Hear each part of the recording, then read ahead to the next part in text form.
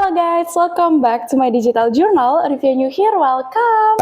So di video kali ini aku bakal bahas part kedua untuk bahas soal LBE untuk PEN Maba UNJ. Buat teman-teman yang belum ngerjain yang part 1, aku saranin tonton dulu ya video yang ini. Dan jangan lupa untuk cek description untuk dapat link PDF latihan soal untuk video hari ini. Oke, tanpa lama-lama lagi langsung saja kita ke videonya.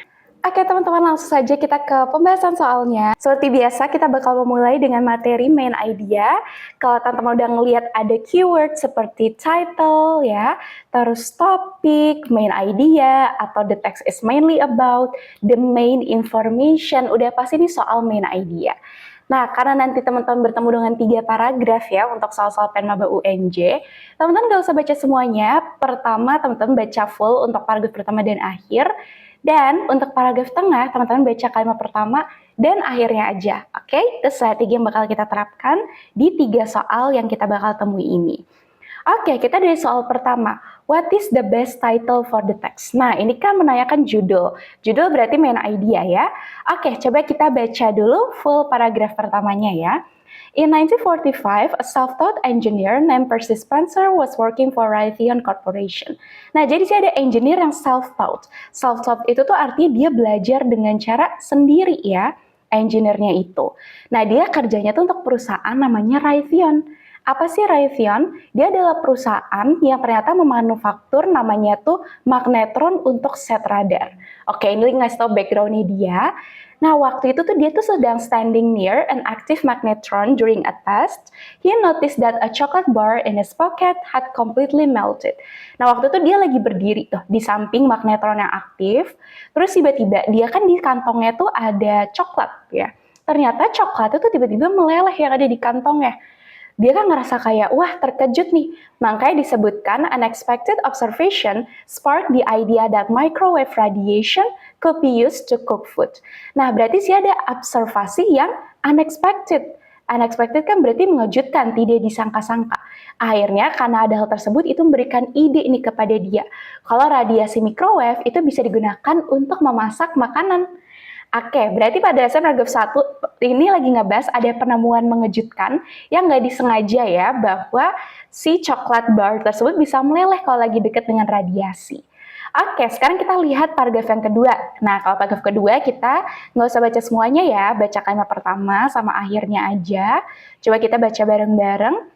Intrigued by his accidental discovery, Spencer began a series of experiments by directing microwave at various food items.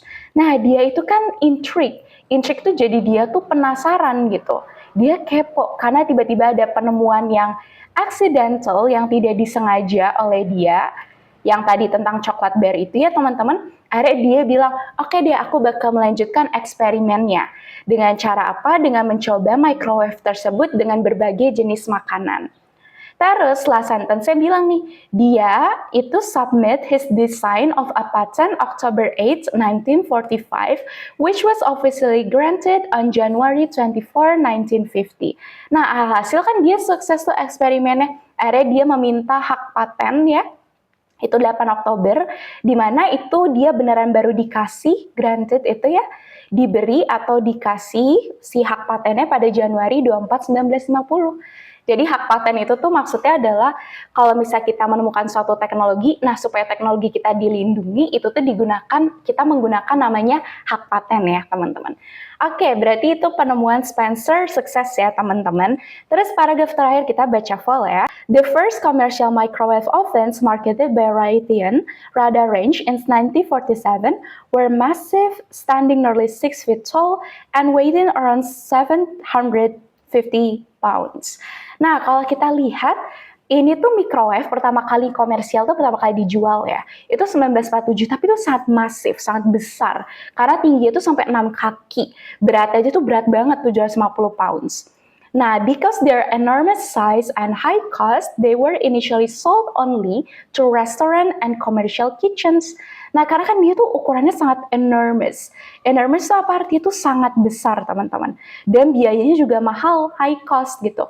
Makanya dulu tuh nggak dipakai untuk rumah-rumah ya, tapi cuma ke restoran, atau misalnya ada dapur yang komersial ya, kayak misalnya buat catering, itu tuh microwave masih dipakai sama orang-orang itu aja.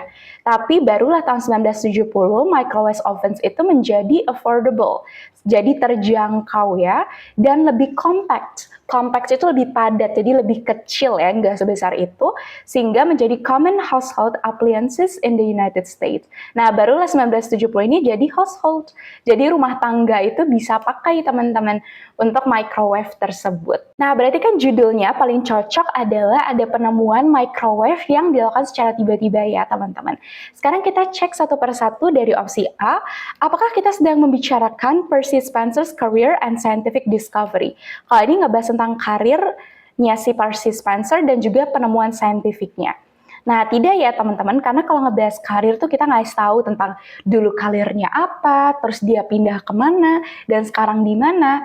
Dan di sini bukan fokus di situ, tapi di sini adalah microwave itu jadi ditemukan dan akhirnya itu dijual secara komersial.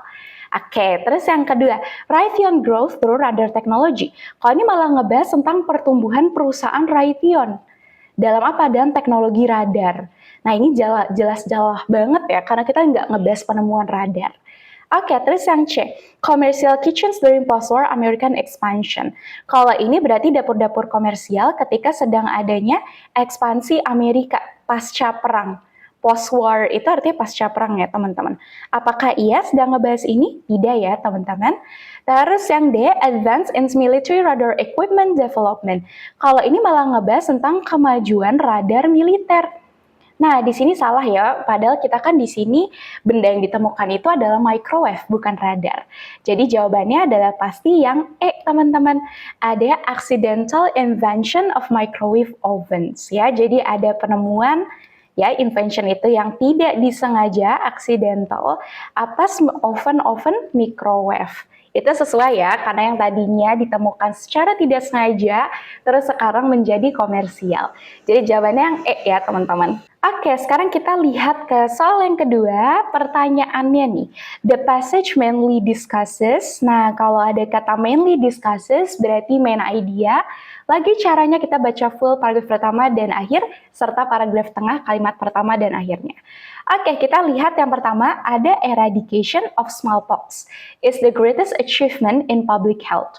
Jadi katanya, eradication kan berarti pembasmian ya teman-teman, atau penghapusan. Pembasmian dari cacar air itu merupakan katanya raihan paling besar di kesehatan publik. Oke, berarti di sini ada fenomena pembasmian cacar air ya teman-teman. Nah, cacar air itu katanya disebabkan oleh virus namanya variola. Dia merupakan keluarga dari virus namanya orthopox virus. Smallpox was highly contagious. Jadi smallpox, cacar air itu sangat contagious. Contagious itu apa? Artinya itu sangat memiliki sifat yang menular ya teman-teman. Nah, makanya di sini smallpox itu disebutkan dia itu telah berdampak kepada manusia hampir 3.000 tahun lamanya. Berarti lama juga ya, teman-teman. Bahkan dulu itu tuh sampai ngebunuh 30% orang yang terinfeksi ya. Jadi karena dulu belum ada obatnya, belum ada vaksinnya, jadi orang tuh 30% bakal meninggal. Atau kalau misalnya nggak meninggal itu bakal blind, bakal buta jadinya. Atau permanently scarred. Jadi benar-benar scarred itu kan dia ada lukanya ya. Bekas luka atau terlukanya itu tuh permanen, nggak hilang teman-teman. Nah, tahun 1796 ada English physician namanya Edward Jenner. Ya, berarti dia ada dokter. Itu mendevelop a first successful vaccine. Nah, akhirnya ditemukan vaksin pertama nih teman-teman. Alhasil, vaksin ini tuh bakal menjadi fondasi usaha global yang akhirnya mengeliminasi disease ya, penyakit namanya smallpox ini. Nah, berarti kan itu lagi ngebahas problem dulu ya, teman-teman. Terus akhirnya itu langkah awal dari pembasmian smallpox itu berawal dari penemuan vaksin tahun 1796.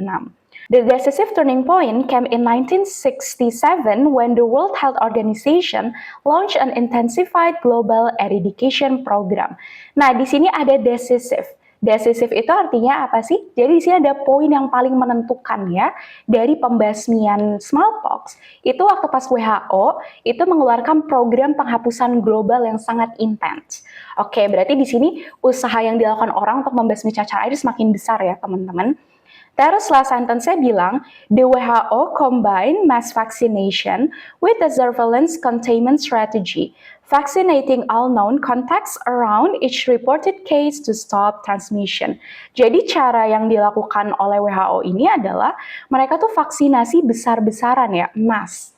Jadi vaccination-nya tuh langsung benar-benar besar dan ada strategi namanya tuh surveillance, berarti pemantauannya tuh benar-benar detail ya teman-teman.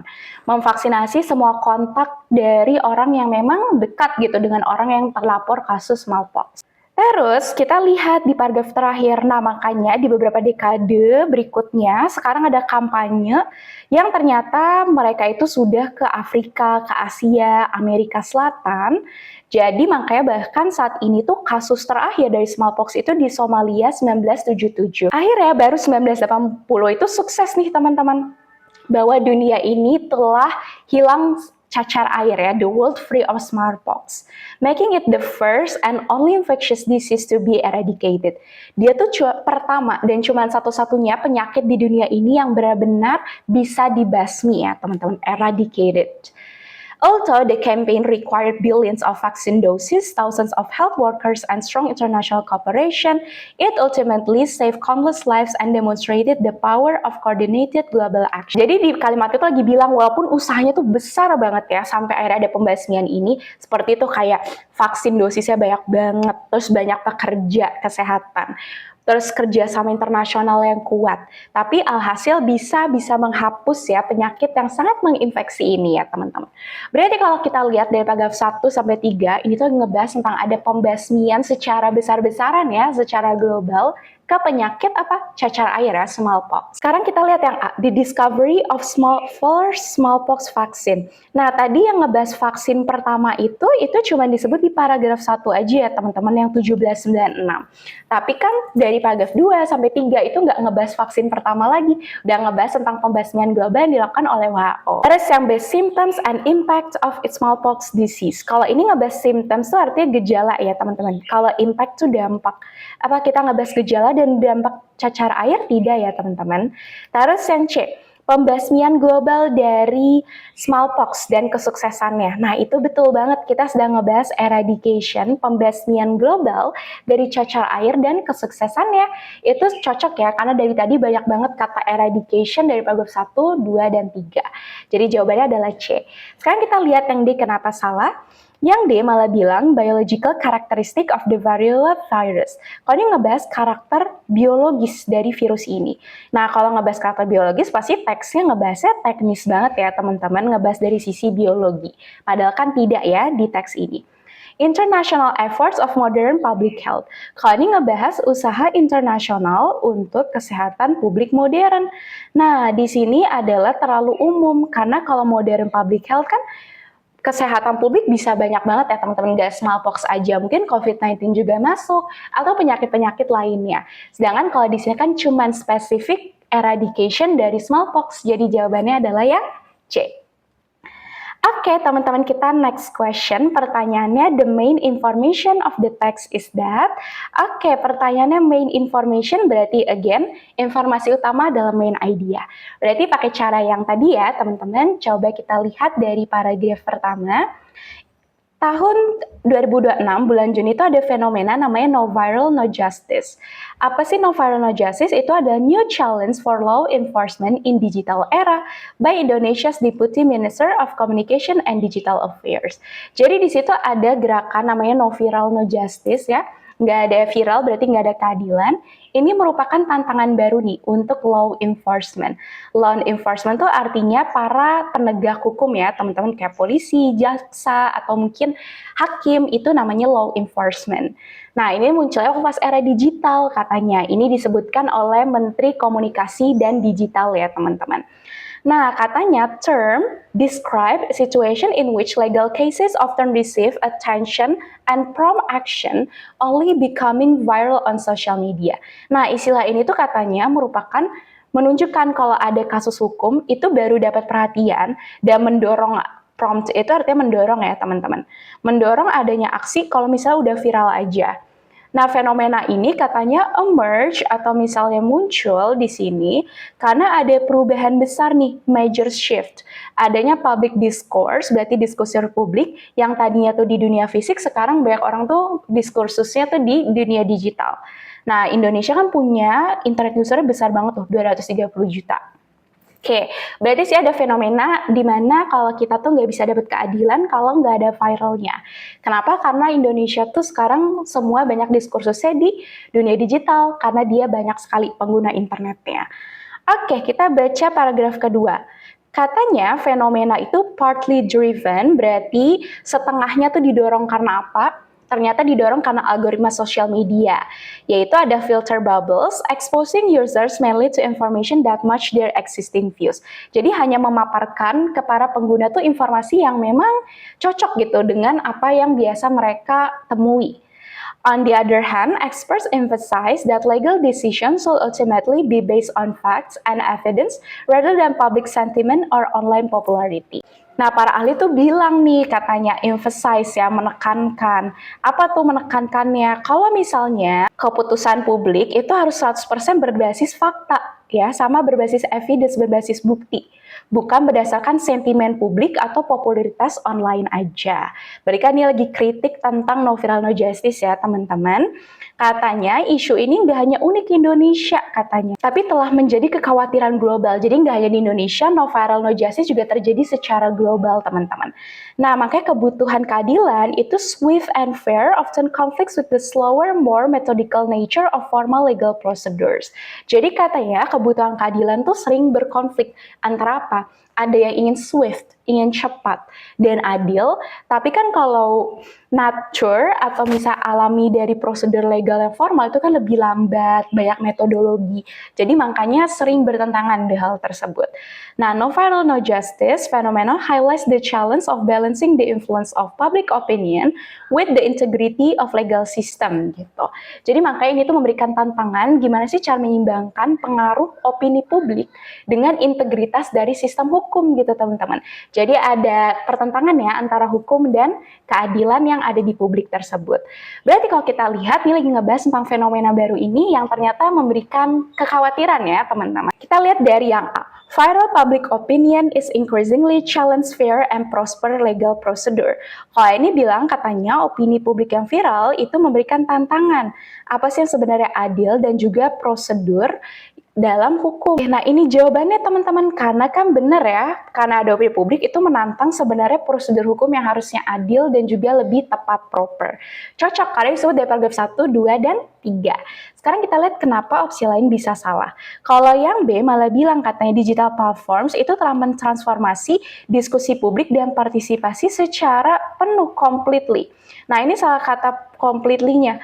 Nggak ada yang bilang sampai semua tuh kita serba digital, nggak ada offline lagi. Salah ya, cuman sekarang itu lebih banyak yang pakai digital. Terus yang C, social media algorithm shape people access to information today. Katanya algoritma social media itu menjadi mengubah ya bagaimana orang tuh mendapatkan informasi. Memang betul, tapi teks ini kan bukan ngebahas hal tersebut aja ya, bukan ngebahas algoritma aja. Tapi kita lagi ngebahas tentang bagaimana viral itu bertentangan atau berkonflik dengan prosedur hukum. Oke, sekarang yang D, marginalized communities gain broader visibility through online public engagement. Masyarakat yang marginalized, berarti yang minoritas, itu bisa mendapatkan visibility ya. Visibility itu lebih dilihat gitu teman-teman. Karena ada keterlibatan publik online. Salah ya, kita nggak ada kata marginalized communities dari paragraf 1 sampai 3. Sekarang kita lihat yang E, katanya lembaga hukum itu terus-menerus beradaptasi dengan perubahan sosial dan teknologi yang cepat. Salah ya, nggak ada yang bilang institusi hukum ini beradaptasi sama sekali. Oke, berarti jawabannya udah pasti yang A. Oke teman-teman, sekarang tipe soal yang kedua, ada vocabulary test. Kalau teman-teman ngelihat ada kata the underline word also means, atau can be replaced with, atau closest in meaning to, udah pasti ini sedang menanyakan apa? Sinonim ya teman-teman. Jadi kalau misalnya lagi nyari sinonim, baca kalimat yang mengandung kata dulu tuh, yang kata tersebut itu ditanyakan. Kalau misalnya belum cukup, teman-teman bisa dapat clue dari mana, baca konteks kalimat sebelum atau sesudahnya. So, let's go, kita lihat dari soal yang pertama. The word reservoir in paragraph 2 most normally means, oke, di sini kata reservoir di paragraf 2. Coba kita zoom in ya, teman-teman. Oke, nah kita baca kalimat yang mengandung kata reservoir tersebut. Eradication was possible because the virus has a stable DNA genome. Pembasmian itu adalah mungkin. Kenapa? Karena virus tersebut memiliki genom DNA yang stabil. Makanya, allowing the same vaccine to work worldwide and humans are its only host with no animal reservoir. Jadi katanya vaksin itu bakal bisa berguna. Karena katanya tuh virus tersebut, host itu maksudnya inangnya ya teman-teman. Jadi inangnya itu adalah cuman manusia katanya. Sedangkan hewan itu no animal reservoir. Nah, berarti kan kalau seperti ini juga ngebahas inang ya teman-teman. Jadi kalau kita lihat, di sini kan inangnya cuma manusia. Berarti reservoir juga artinya adalah inang ya. Nah, di sini dibilang karena cuma manusia, only host berarti no animal reservoir, nggak ada hewan yang merupakan inang dari virus smallpox. Sekarang kita cari dari ABCDE mana yang artinya tuh mirip dengan inang ya. Kalau inang kan berarti adalah apa sih teman-teman? Semacam tempat ya teman-teman. Tempat mereka bertumbuh, tempat mereka itu tinggal, itu adalah inang. Sekarang kita lihat dari yang A, habitat. Habitat itu kan tempat ya teman-teman, tempat hidup atau tempat inang. Jadi jawabannya udah pasti ketemu, yaitu adalah yang A teman-teman, yang habitat. Cocok ya. Kalau yang lain nggak cocok, karena artinya kayak carrier. Carrier itu pembawa. Nah, di sini nggak ada yang menyebut kalau dia itu pembawa. Vektor, vektor adalah vektor. Nggak ada. Shelter itu artinya adalah tempat berteduh. Nah, di sini juga tidak cocok ya teman-teman kalau tempat berteduh. Biasanya kalau shelter itu kayak misalnya kita sedang hujan terus kita berteduh sementara, itu adalah shelter. Terus tisu itu bisa artinya tisu yang kita biasa temui sehari-hari atau bisa juga jaringan ya teman-teman. Nah, di sini nggak cocok, berarti jawabannya udah pasti no animal reservoir itu no animal habitat ya teman-teman. Oke, sekarang kita lihat ke nomor 2. The word deterioration in paragraph 1 can best be replaced with. Berarti di sini kata deterioration itu paling cocok sinonimnya apa ya? Coba kita zoom in dulu. The term refers to the supposed deterioration of a person's mental or intellectual state caused by excessive consumption of trivial and low quality digital material. Jadi katanya term itu kan istilah ya. Istilah ini tuh merujuk kemana?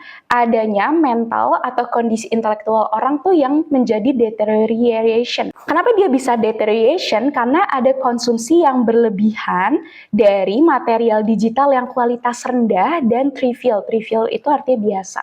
Nah, berarti kalau misalnya kita terkena material digital yang kualitas rendah, biasa, berarti kan itu satu yang buruk ya teman-teman. Contoh kayak misalnya kita main sosial media, terus material digitalnya tuh banyak yang jelek gitu. Nah, otomatis mental sama intelektual kita tuh bakal menurun. Berarti kemungkinan besar deterioration itu adalah suatu hal yang menurun atau memburuk ya teman-teman. Nah, berarti kalau kita lihat di sini jawabannya cari yang negatif. Improvement itu kan positif, artinya apa? Pertumbuhan atau perkembangan, jadi nggak mungkin. Preservation itu juga positif karena artinya adalah bisa pelestarian atau pengawetan juga ya teman-teman, nggak cocok. Ada confusion, itu negatif artinya kebingungan. Apakah di sini bingung teman-teman? Tidak ya, tapi di sini ada menurun atau memburuk, bukan kebingungan ya, kondisi mental dan intelektual kita. Stability itu artinya adalah stabilitas. Nah, di sini adalah positif ya, stabilitas. Berarti nggak mungkin, jadi jawabannya adalah decline. Decline negatif artinya adalah menurun. Jadi sama ya, artinya kayak deterioration yang artinya memburuk atau menurun, jadi jawabannya adalah ya E. Sekarang kita lihat soal yang last but not least, yang ketiga dari soal sinonim. The word throughput in paragraph 1 can best be replaced with. Oke, kita baca dulu konteks yang mengandung kosakata tersebut. Kalau soal sinonim, kadang kita nggak tahu arti bahasa Inggrisnya, dan itu nggak apa-apa. teman-teman harus bisa mengetahui clue yang ada di sekitarnya. Kayak di sini kan dia bilang ya, hal ini telah membawa adanya hasil eksperimen yang rendah dan juga prosedur yang sangat menghabiskan waktu dan juga adanya ketidakkonsistenan antara operator yang berbeda-beda. Nah, coba kita lihat dulu konteks sebelumnya, karena ini kan belum jelas maksudnya apa experimental throughput. Kalau kita baca lihat sebelumnya kan di sini ada namanya optical tweezer. Dia adalah teknologi yang katanya tuh sangat fokus ya laser beams-nya untuk memanipulasi objek mikroskopik seperti molekul DNA individu atau sel hidup. Dan makanya tuh mereka telah dibutuhkan spesialis yang sangat terlatih untuk memonitor dan membuat keputusan melalui proses ini. Berarti kan di sini ada suatu eksperimen. Kalau eksperimen itu tujuannya untuk apa sih teman-teman? Untuk mendapatkan hasil ya teman-teman. Nah, hasilnya itu bisa apa aja? Hasil penelitian dari mikroskopik tadi ini atau bisa optical tweezer. Berarti kita cari mana yang artinya hasil. Quality itu artinya kualitas. Kualitas itu menunjukkan ya apakah dia itu bagus atau buruk. Tapi kan di sini adalah kita mau cari hasil, jadi bukan. Output artinya keluaran. Keluaran itu sama aja seperti hasil. Berarti jawabannya udah pasti yang B. Difficulty itu artinya kesulitan, nggak cocok ya, nggak ada yang menunjukkan kesulitan. Accuracy berarti ketepatan, nggak cocok juga, nggak ada yang membicarakan ketepatan. Expense itu artinya biaya. Nah, di sini juga tidak ada yang membicarakan biaya, jadi jawabannya adalah artinya eksperimen rendah, hasil eksperimen yang rendah atau output. Oke teman-teman, sekarang tipe soal yang ketiga ada detailed information. Kalau misalnya teman-teman ngelihat ada according to the passage, the author states that, what, when, where, who, why, teman-teman berarti harus mencari informasi apa yang tersurat ya. Jadi kalau tersurat, teman-teman harus bisa apa? Scanning ya. Scanning 3 kata kunci, 2-3 kata kunci penting di soal. Terus nanti teman gerakan mata secara zigzag. Jangan dibaca dulu, cukup dilihat, baru kalau udah ketemu kata kunci yang lengkap, teman-teman bisa baca ya. Oke, sekarang kita coba terapkan yuk strateginya di soal yang pertama. Pertanyaannya di sini, Spencer started experimenting with microwave on food because, nah kenapa sih Spencer itu bereksperimen dengan microwave dan makanan? Nah, sekarang coba kita lihat ya eksperimen microwave sama food. Nah, kalau kita lihat itu kan terjadinya itu adalah microwave tuh di sini ya, sama ada kata food. Nah, hal itu tuh ada unexpected observation. Adanya pengamatan yang tidak diekspektasi ternyata membuat ide bahwa microwave radiasi itu bisa untuk memasak makanan. Nah, hal itu terjadi apa? Karena di sini ada chocolate bar di pocket dia yang ternyata bisa meleleh. Nah, itu kan berarti started eksperimen dia ya. Eksperimen dia itu mulai karena awalnya ada coklat bar yang meleleh. Berarti jawabannya udah clear yang mana teman-teman? Yaitu adalah C ya, dia itu curious. Curious itu berarti kan dia kepo sama coklat barnya yang meleleh di pocket dia atau kantong dia. Oke, berarti jawabannya udah ketemu ya, yang C. Sekarang kita lihat yang kedua. According to the passage, where was the last naturally occurring case of smallpox recorded? Mau tahu nih, berarti kasus terakhir dari smallpox itu ada di negara apa sih? Coba kita lihat dari paragraf 1. Paragraf 1 nggak mungkin karena masih ngebahas awal-awal smallpox. Paragraf kedua juga tidak ada kata last. Terus baru di paragraf ketiga ada kata nih, the last naturally occurring case was recorded in Somalia in 1977. Berarti negara yang terakhir terkena smallpox itu adalah Somalia, yaitu jawabannya adalah yang A. Oke teman-teman, sekarang kita ke tipe soal berikutnya, ada soal namanya preceding. Nah, di soal preceding ini ada yang berbeda nih teman-teman.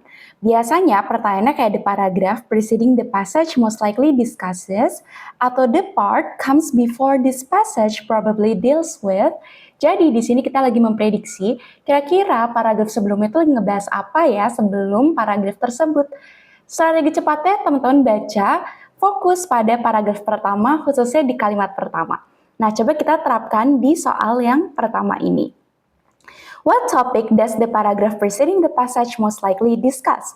Nah, topik apa sih kira-kira yang ada di paragraf sebelum ini ya, kemungkinan besar. Nah, berarti kita zoom in ke paragraf 1, khususnya di kalimat pertamanya nih. Karena di sini ada kalimat apa nih? Another example of the growing recognition of non-technical competencies. Jadi, paragrafnya itu dibuka dengan ada contoh lain dari apa sih? dari pengakuan yang berkembang terkait apa? Kompetensi-kompetensi non-teknis di pekerjaan modern. Nah, contohnya di sini adalah tentang soft skills yang ada di sebagian besar di industri yang ada di dunia ini. Nah, berarti kemungkinan besar karena kalimat pertama dia udah ngebahas contoh lain dari skill non-teknis, berarti paragraf sebelumnya ngebahas apa? Contoh yang lainnya ya, another example dari non-technical competencies. Kita lihat opsi yang A. Other non-technical competencies needed in modern workplace. Nah, ini jawabannya langsung ketemu ya. Jadi kompetensi non-teknis lainnya yang dibutuhkan di tempat kerja modern. Ya, sesuai dengan kalimat pertama. Kalau yang lain kan nggak nyambung ya. Kayak misal kita ngebahas kata B aja udah ngebahas dampak dari AI. Padahal kata AI itu nggak pernah disebut sama sekali di kalimat pertama. Terus yang C.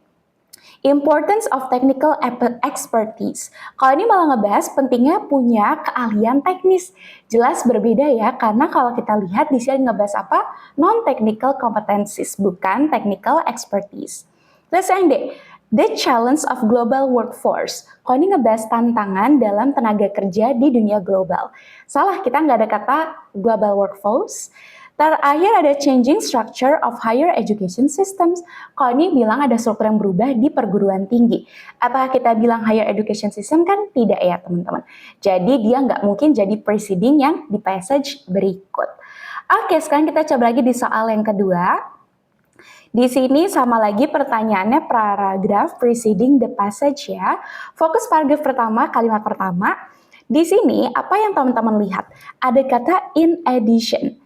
Nah, kalau in addition itu apa sih artinya? Selain itu, ternyata demographic studies on general aging population, another fascinating are longevity research involve the so-called blue zones.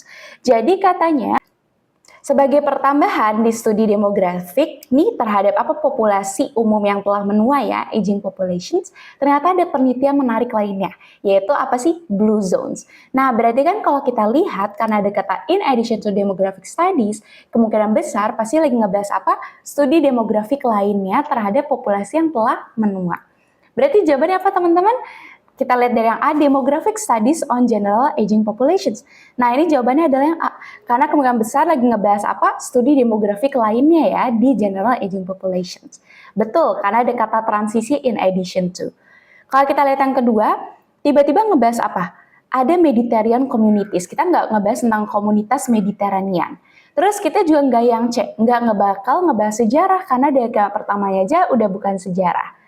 Terus yang D, riset genetik. Kita juga nggak sedang ngebahas riset genetik.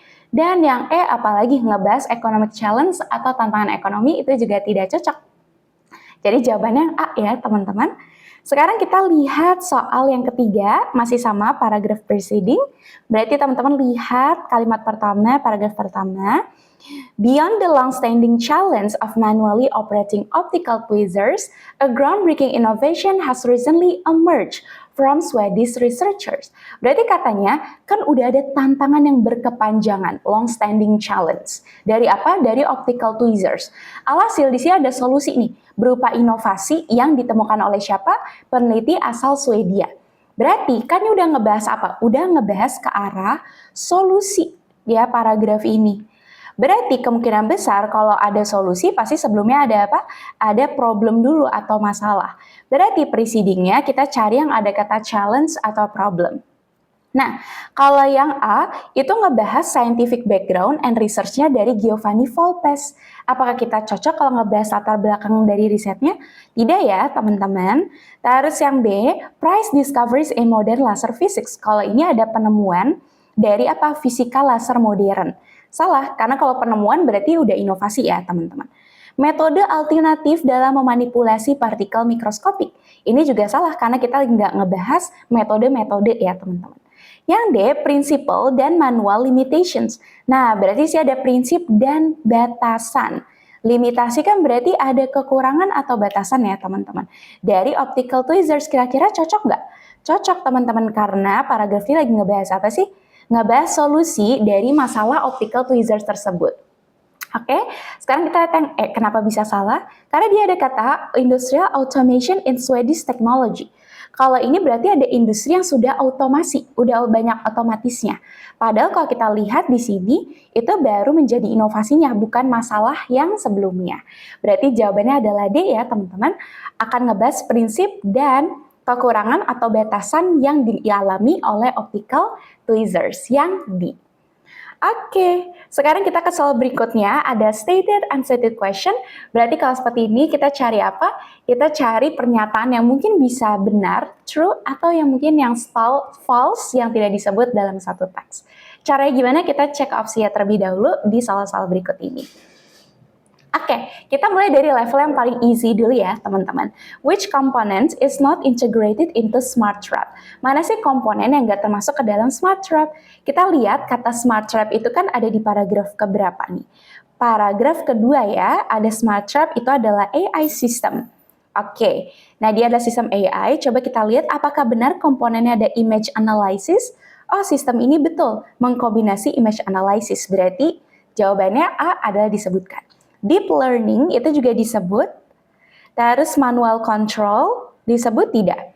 Nah, di sini nggak ada kata manual control, karena dia justru adalah fully autonomous workflow.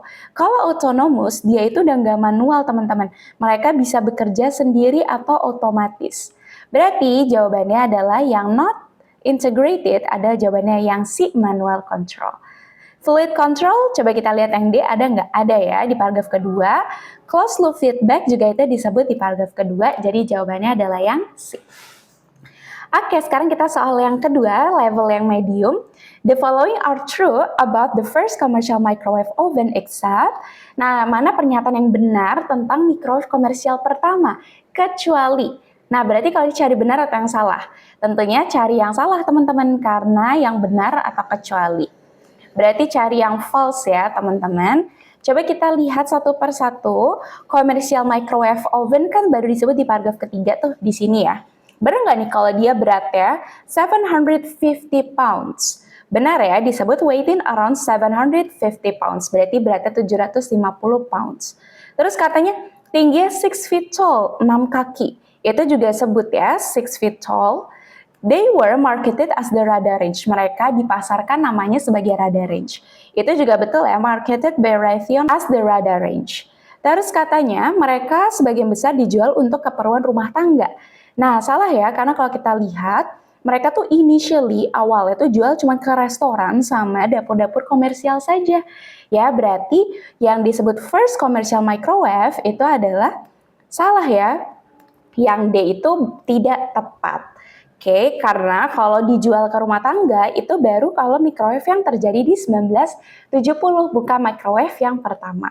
Oke, terus yang coba benar nggak mereka itu mahal? Betul, karena ada kata apa di sini? High cost, ya berarti biaya yang tinggi, berarti sama aja seperti expensive. Oke, sekarang kita coba ke level yang hard ya teman-teman. Pertanyaannya, mana sih di bawah ini yang merupakan karakteristik dari no viral, no justice? Oke, kalau kita lihat kan no viral, no justice semua disebut ya. Dari paragraf 1 ada, paragraf 3 ada. Jadi kita langsung scanning opsinya. Benar nggak nih no viral, no justice itu bisa marginalized groups gain public attention? Berarti grup-grup yang termarginalkan itu mendapatkan apa? Perhatian publik.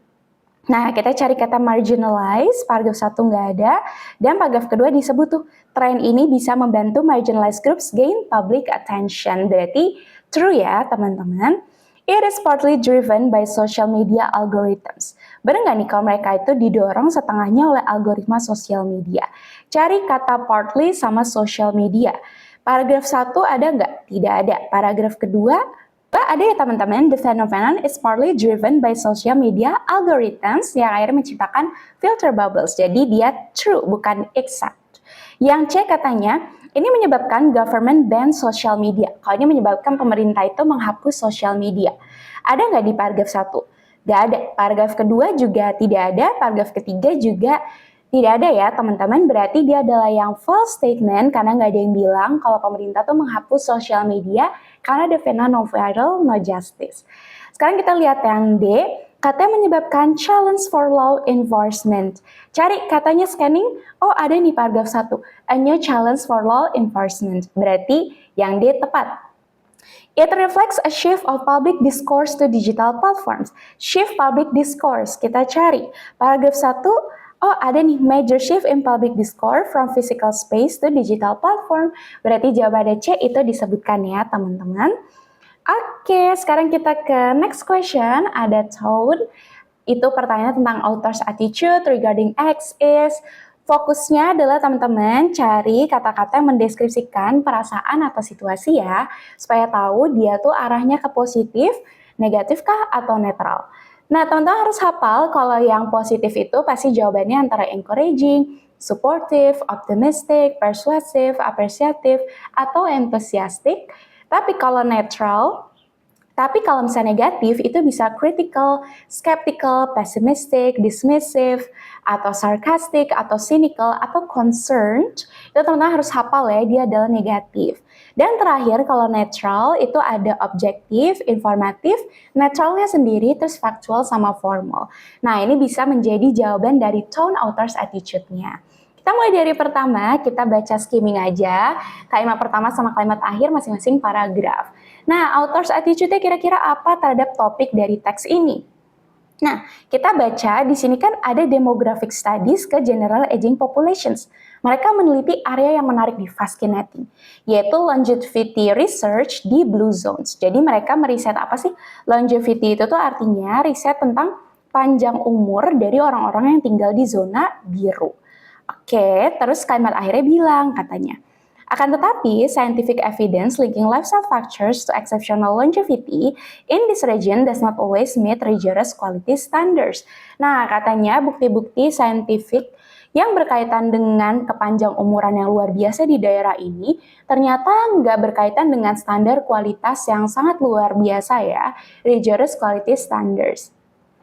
Several behavioral environmental factors have been associated with the remarkable lifespan of Blue Zones population. Nah, jadi di sini udah ada faktor-faktor yang kenapa sih mereka bisa punya lifespan atau jangka umurnya tuh yang panjang, itu karena ada faktor perilaku, behavioral. Terus ada faktor apa lagi? Lingkungan. Nah, itu tuh mereka umurnya jadi panjang karena dua faktor tersebut. Terus kalimat akhirnya bilang, researchers emphasize that correlation does not necessarily imply causation. Jadi bukannya ada korelasi, itu bukan berarti menyebabkan causation, sebab akibat. Jadi bukan berarti kalau faktor tersebut tuh otomatis mereka punya umur yang panjang. Makanya studi dibutuhkan untuk menentukan nih faktor apa sih yang benar-benar itu menjawab kenapa mereka umurnya bisa panjang. Extending lifespan observed in this region. Oke, the identification of blue zone follows a strict three-step validation process. Jadi katanya untuk mengidentifikasi daerah tersebut itu blue zone atau bukan, itu ada 3 proses validasi ya. Dan itu tuh mereka harus lakukan supaya apa? Supaya menentukan dia tuh daerah blue zone atau bukan. Nah, terus last sentence saya bilang nih, sejauh ini ternyata ada V-validated blue zone. Ada 5 daerah yang tervalidasi sebagai apa? Blue zone. Kecuali Galicia. Galicia itu masih dalam proses evaluasi atau penilaian. Berarti teman-teman kalau lihat di sini, teman-teman merasa ke negatif, netral atau positif? Nah, ini netral. Kenapa? Karena banyak kata-kata seperti studi, dan studinya juga sedang melakukan proses apa? Validasi ya, teman-teman. Karena ada kata studies, terus tadi ada kata factors, terus ada validation, ada evaluation. Berarti di sini sedang memaparkan suatu penelitian. Berarti mana yang netral, teman-teman? Jawabannya tentunya yang E, objektif. Sisanya kayak enthusiastic kan artinya bersemangat. Bersemangat itu dia apa? Positif ya. Oke, antusias atau bersemangat, persuasif, itu artinya apa? Mengajak. Kita nggak sedang mengajak ya, teman-teman. Biasanya kalau persuasif itu teks yang argumentatif. Skeptical itu skeptis, tidak percaya. Di sini nggak ada nuansa-nuansa yang bilang nggak percaya ya. Emosional itu artinya emosi. Ini juga tidak ya, berarti jawabannya objektif atau berbasis fakta. Sekarang kita lihat yang kedua, oke. Di sini katanya ada the term brain rot was named Oxford University Press Word of the Year, reflecting growing global concern about online content. Jadi tahun 2024 tuh ada namanya kata brain rot. Brain rot itu dianggap sebagai kata tahun ini. Nah, ini tuh merefleksikan ada kekhawatiran global tentang konten-konten yang ada di online ya, teman-teman. Ada kata concern. Terus last sentence-nya bilang nih, katanya mereka itu tuh bukan hanya sekadar internet joke, bukan candaan internet aja, tapi merupakan fenomena budaya yang signifikan. Makanya di sini ada pertanyaan serius nih, bagaimana ya nanti arah ke depan budaya digital hari ini? Berarti kalau kita lihat di sini udah banyak kata-kata yang negatif ya teman-teman, karena ada kata apa? Concern, khawatir, prihatin. Terus menunjukkan ada pertanyaan serius, nanti budaya digital tuh gimana kalau banyak brain rot. Terus paragraf kedua ngasih tahu tentang bahwa di internet tuh banyak konten-konten yang low effort, jadi usahanya tuh sangat rendah, maka itu disebut sebagai AI slop. Terus bilang, alhasil para peneliti itu bilang katanya, digital ecosystem itu hanya menghadiahi orang-orang yang punya perhatian dibanding apa? Pengetahuan yang bermakna, alhasil bisa weakening the quality of public discourse. Nah, berarti kan di sini bisa apa? Bisa memperlemah. Ada kata weakening tuh, diskursus publik karena banyak AI slop tersebut. Terus, last paragraph bilang katanya, ternyata perdebatan ini tuh telah menyebabkan adanya isu katanya. Broader social and cultural issues. Berarti menyebabkan apa? Masalah budaya ya teman-teman. Nah itu ada kata issues. Ditambah lagi di last sentence-nya tuh bilang katanya, kalau platform kayak gini terus ya cuman menghargai orang-orang yang punya perhatian dibanding substansi, bagaimana nih masa depan generasi kita? Berarti kan di sini sedang apa? Sedang mengkritik teman-teman tentang fenomena yang ada di modern, banyak konten-konten yang menyebabkan banyak sekali masalah ya, karena dia nggak mengedukasi gitu untuk budaya. Berarti udah pasti yang negatif ya teman-teman. Sekarang coba kita lihat satu persatu dulu. Kalau admiring itu apa? Mengagumi. Di sini positif ya. Kalau mengagumi salah. Dismissive itu artinya menyanggah atau merendahkan. Nah, di sini nggak ada yang merendahkan. Simpatetik, apakah ada yang bersimpati? Juga tidak ya teman-teman. Critical, sedang mengkritik. Ini jawabannya karena dari tadi banyak kata-kata yang menunjukkan ke arah negatif dan ke arah mengkritik. Netral ini kurangnya teman-teman, karena kalau netral dia nggak bakal ke arah negatif ya. Jadi jawabannya adalah yang D. Oke, last question teman-teman, last but not least, semoga teman-teman masih semangat dan kalau misalnya teman-teman nonton sampai akhir nomor ini keren banget, so good job. Sekarang kita lihat dari pertanyaannya, author's attitude terhadap smart trap innovation, berarti terhadap inovasi apa? Inovasi smart trap. Oke, that's all guys teman-teman untuk latihan soal hari ini. Ditunggu ya untuk next video dan stay tune terus supaya nggak ketinggalan video terbaru. Thanks for watching this video and see you in the next video.